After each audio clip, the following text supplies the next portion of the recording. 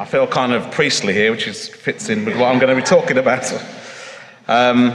So, as you can see, I'm going to be talking about music inspired by religion that I like, but not including Christian rock, or actually most religious music, but more the stuff that is kind of unique and wonderful, rather than the more weak, watered-down derivative stuff that's often related with Christian music.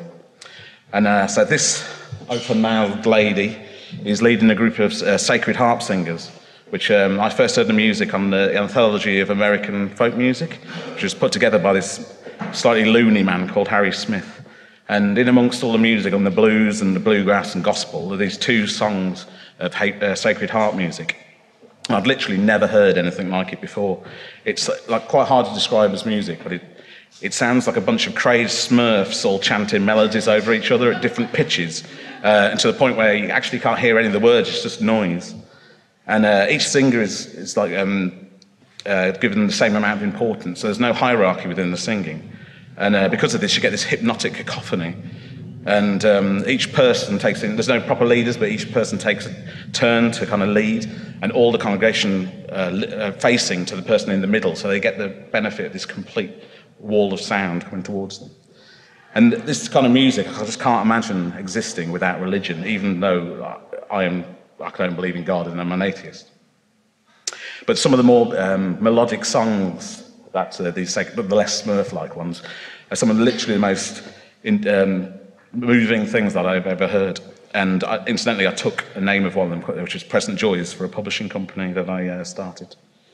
Here's another open-mouthed lady called Mahila Jackson, and she sings, or sang, like proper balls-out gospel. And it's like it kind of inspires and petrifies people at the same time.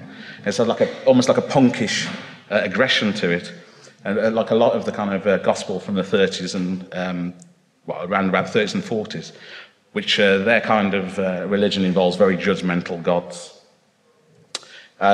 This lady, I think this picture does it all really, but she's Sister Rosetta Tharpe, and she made gospel music in the 30s and 60s.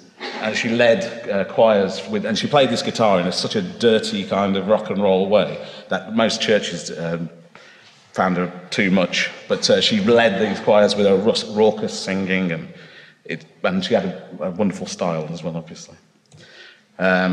This man's art wrote poet who's from Estonia, and apart from the fact he's got a very similar allocation of hair to me, he makes the most beautiful kind of minimal sacred music that's around today, and he's, in my opinion, he's kind of just purely vocal work. He's some of the most amazing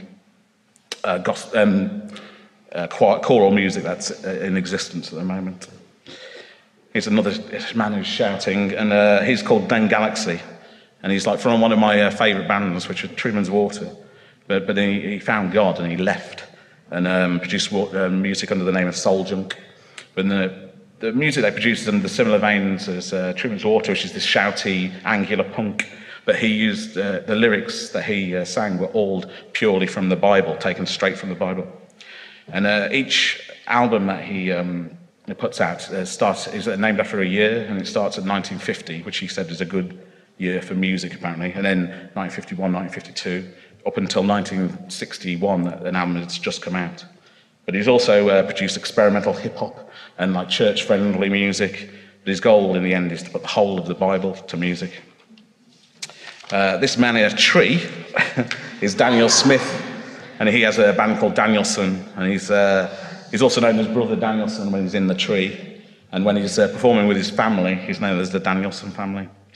And his music has been described as like pop gospel, but like as with most lazy titles, it does nothing to kind of describe the actual oddness of the music, which is he sings in like a harsh falsetto, and there's loads of kind of harmonies, glockenspiel, and multiple speed changes, melody changes, and when they perform together, they wear nurses' uniforms to symbolise healing, and he reckons God uses them as an instrument, although I'm not sure what instrument that is. Finally, this is Lowe, her husband and wife band, and they're one of my favourite bands, really, but they're Mormons, and as such their ideas are pretty much opposite to the way I think. but their music is simple and it's stripped down and it has beautiful harmonies. And the religion that they talk about is a lot darker than the one that Danielson sings about. And they have like songs like Murderer, which is one of my favourites, which is dealing with the kind of religion that's come with the Crusades, with people willing to kill for their God. And with all these people, I find it hard to understand how they can make some of the most interesting, beautiful music I've heard, but still believe in something that I find so illogical as God. But then I've come to a conclusion that it's their faith that gives them the ability to kind of step away from the fickleness of current music and produce stuff that has more depth and consistency than most of the like style-based and music of today. I'm not saying that we should become religious or anything, but I think we need something bigger than ego and money to influence us. And I'm going to end with a poem that I wrote before I was asked to do this, but it kind of seems relevant to this. And it's called Songs. Can we sing like they used to, with eyes closed, red-faced, and hearts full? There are no gods to sing to anymore, no land or sea to thank. Sat still all day, what will be our celebrations? What words will rise from our mouths and mingle with others to make us float? And that's it. And I'm well ahead of time there. So.